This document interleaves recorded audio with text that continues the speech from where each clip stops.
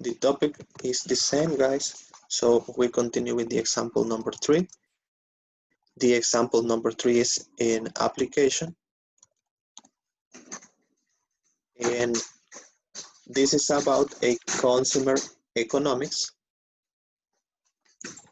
You can read the example. Sarah can spend at most $7.50 on vegetables for a party. The broccoli cost $1.25 and the carrots cost $0.75. Okay, this is what we need to write the equation. We need to write the expression. Later we find for the variable y, and we can graph this.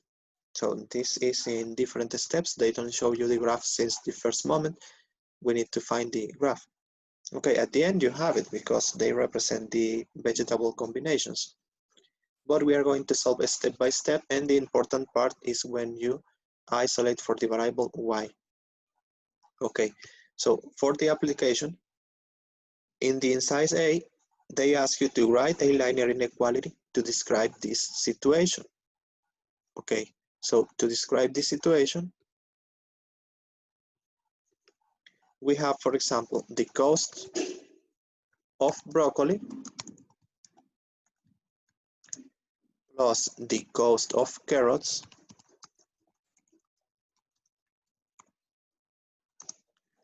is at most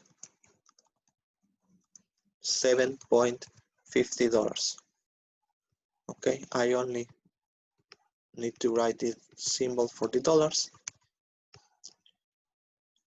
And you need to understand what this word represents. So when you look at the symbol, you are going to understand the symbol that you need to use for the inequality. So the cost for the broccoli is 1.25. And you can relate with different variables. Okay, for example, you have one for the broccoli and you have the carrots. So you cannot relate this with the same variable. I need to relate the broccoli with one variable. In the book they use x, and for the carrots they use another variable that in this case is going to be y. Okay, so if I replace this, the cost of the broccoli, you have it on the beginning of the problem, is 1.25 per bunch. So 1.25x plus the cost of the carrots is 0.75, and I relate with the variable y. Okay, is at most, so in this case is this one. Is at most, it means that it couldn't take any value greater than this. Okay, it could be equal to this value or it could be less than this value. Okay, 7.50. This is what we need to solve in this case. Remember, I don't have the symbol to less than or equal to, so I use both of them. So you can identify when I use both of them. Okay, we need to solve the inequality for y. Solve the inequality for the variable y. And how can I solve this? In the same way that we solve when we have an equation. We pass the terms with x that is in addition, we pass it to the other side to subtract. So we have 0.75y less than or equal to negative 1.25x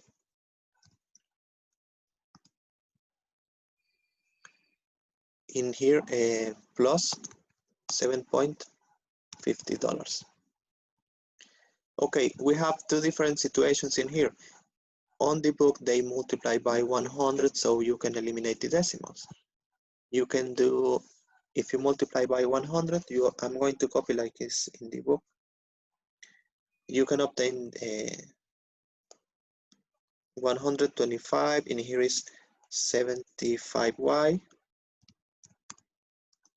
It's less than or equal to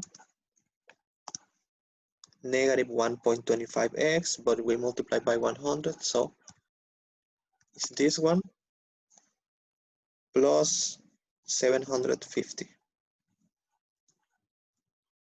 Okay, the idea is that you multiply to eliminate the decimals, but you are going to see that we don't need to do that. I'm going to do it using the decimals and we are going to obtain the same result, okay? So for example, remember the 0.75 is in multiplication, so I need to pass it to the other side too. Divide. It's going to divide negative 1.25 and it's going to divide 7.50. Remember that I need to keep the variable alone, so y is less than or equal to, and I pass this negative 1.25 divided by 0.75 plus 7.50 divided by 0.75. Okay, you can see maybe it sounds more complicated if you have something like this because you need to work with the decimals. But you can use your calculator, guys, and you can obtain the result for this. So for example, if y is greater, less than or equal to, and we have this division, negative 1.25 divided by 0.75, in this case we obtain negative 5 over 3 x, negative 5 over 3. You obtain one decimal, I think that is 1.66 if I don't remember wrong, if I'm not wrong. But in your calculator, you have the option to show this in decimals or to show it in fractions. So I chose the fractions, and in the fractions, and the result of this division is negative 5 over 3 x, okay? And when you divide 7.50 by 0.75, you are going to obtain 10 plus 10, okay? So we obtain the same result. You can prove it with your calculator. 7.50 divided by 0.75, and we obtain 10. Okay, so we obtain the same result like we multiply by 100, we eliminate the decimals. We obtain the same. If you don't want to get confused with the decimals, you can do it. You can multiply in here. But I prefer to continue solving this because it's the same and you obtain the result. Now, this is the expression that you need to graph. Negative 5 over 3x plus 10. We need to graph this. And how can we graph? Remember, we find the y-intercept and the x-intercept. When x is 0, we obtain the value for y. And when y is 0, we obtain the value for x, okay, to graph this. And I'm going to show you the graph. This is already graphed. So what I want to explain you is the area that you are going to shade. You have something in here, draw. Okay. So if you start, for example, it starts in the end of this, but ends like in here. I'm going to write the text with the numbers that we are representing. In this case, for x, we have 6. This is for the broccoli, right? Remember that we were working with the broccoli, and this is for the carrots.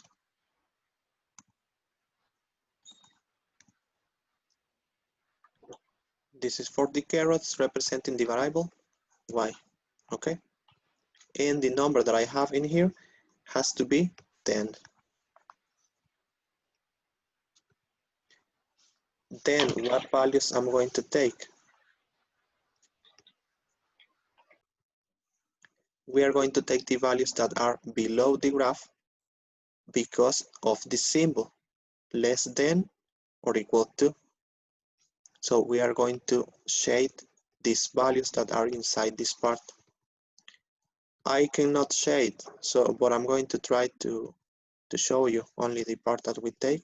We take this part too, all the things that are below the graph, we are going to shade it. Remember, in this app, I cannot show you like appears in the book, but we are trying something similar. The idea is this. If the symbol, for example, is greater than, you have the symbol to the other side, I'm going to take the values that are above the graph, okay? So the area that we shade depends on the value we have for the symbol, okay? The symbol that we have in this case is less than, so I take the values that are below. All these values below the graph. Okay, so graphing the solutions in size B, I'm going to explain you only this part. Since Sarah cannot buy a negative amount of vegetables, the system is graphed only in the quadrant 1. Graph the boundary and use a solid line for less than or equal to. Shade below the line, we already did it. So Sarah must buy whole numbers of bunches or packages. All points on or below the line with whole number coordinates represent combinations of broccoli and carrots. I cannot show you very well because I don't have the grid like appears in the book, but if they take random points, for example, they prove with 3 for x and 5 for y. If you have the grid, you can see, for example, what value of x is with the value of y, okay? Depending on what you need. In here, again, I cannot show you because I don't have the grid for this, but you can see that the point they take is completely on the corner of the grid, is where x and y are related.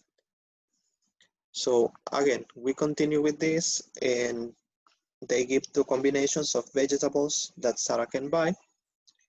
You can see two combinations that they have, and one of these is 3.5, sorry, and 2.4. But you can take any other values because we can take the values, all the values that are inside the graph. We can take all the values on the line because it's equal to, and we can take all the values below because it's less than. Okay, this is the idea when we have two symbols. We can take everything including the line. We can take some points for the line and it's okay.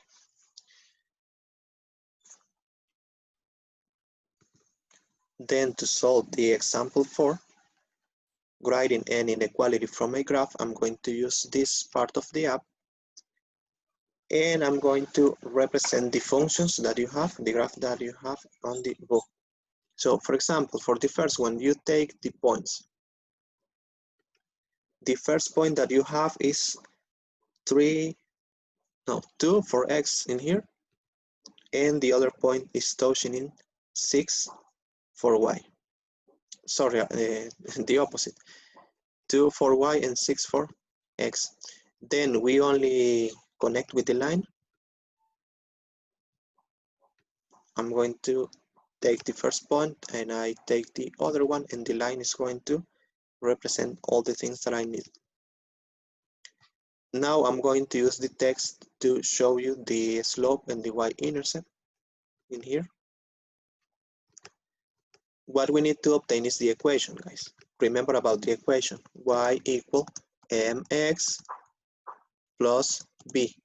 This is the equation for the lines, remember. Later we need to change this because we don't have the equal, we have a different sign. You can see in the drawing that the part shaded, the shaded part, sorry, is this below the graph.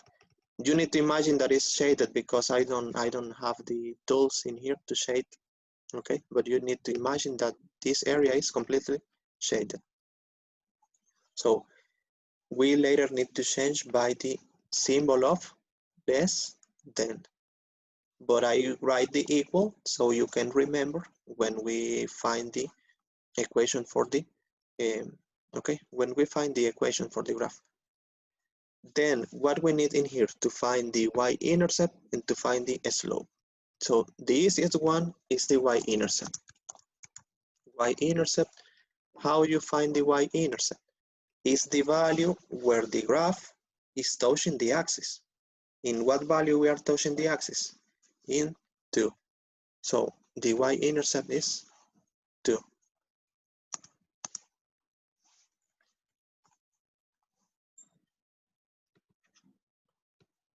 Is this one, right? The y-intercept is 2. What else we need to find? The slope. Okay, so for the slope, how can I obtain the slope? I'm going to separate this in two parts. To find the slope, I'm going to write it in here. How can I obtain the slope? Remember, the slope is the constant rate of change. So if I have the graph, but I don't have any information for other points, I only have the where it touches the y and it touches the x. I can find this using the movement that I have in x and in y. For example, the slope in this case is going to be negative, right? Because you start in a higher value and you can see that the graph is decreasing. The graph is going down in this case. So the slope is going to be negative, you know about that. You only need to represent this. How many units I move in y? 1 unit in here. Because in this, x is going to touch the line. You can see that it's touching the grid correctly. Okay, that's the reason why I told you that this app could help you, or you graph in a notebook that contains a grid paper, because it could help you better to understand where the exact point. You move just 1 unit in y, negative because you are going down, and you move 1, 2, 3 units for x. It's not 3 because 3 is in the axis, no. It's 3 grids that I move. 1 grid, 2, and 3, okay? So to find the slope, I just write that the slope is m equal y over x. The change for them, right? So you can say that the slope m is going to be equal the value of y, that is -1 over 3. Because I move 3 units in x to the positive numbers, it's going to the right, so it's positive. Okay. So the slope m is going to be equal y over x, that is -1 over 3. We have the y-intercept and we have the slope. What else we need to write the equation? Nothing, right? I already have everything. So the equation that we need to write, y equal mx plus b, you need to remember about this formula. When the graph starts in the origin, we don't have any y-intercept, so we don't write it. But in this case, it starts in 2, so we need to write the y-intercept. Y is equal -1 over 3 x plus the value for b. The value for b is 2. This is what we have. But remember, this is not an equation. This is an inequality. And what is the only difference? That the symbol is not the same. This is y less than -1 over 3 x plus 2. This is the only difference that we have in here. Okay? That we change. We can change the symbol in all the cases if you want. And this is what we obtain. You can see the only difference, the sign, the symbol, because this symbol is when we have a graph of a function, an expression. And in here is one inequality. In the inequality, we need to include the less than, the greater than. We can include the equal, but the equal has to be together with the less than or greater than if I want to include it. Okay, like in the previous example that we had about the carrots and the broccoli. So that's it for the first example. And I'm going to show you the example 2. The example 2, sorry. In the example 2, so I'm going to erase this. I'm going to erase the graph too, and I can show you the example. So the only thing that we need to do is complete with the other part. The points that we have is -2 for x. And for y, we don't have an exact value, but I'm going to take the last value that we have for y, that is 3. 3 for y and 1 for x. 3 and 1. Okay, that's it. And we connect with the line. You only click in one point and the other one. Okay, and you can see that the shaded part is this on the graph. You need to imagine again because we cannot shade in here. But what is important in here that you need, what symbol are you going to use then? If I have this on the, okay, I can show you. You have this, right? But if you start moving the line, you can identify what points are above the graph and what points are below. In this case, what I need to shade is above. You can see if I move, I'm moving only to show you that the points we have are on the top of the graph. They are on the top. Can you see it? They are on the top. We are moving like this.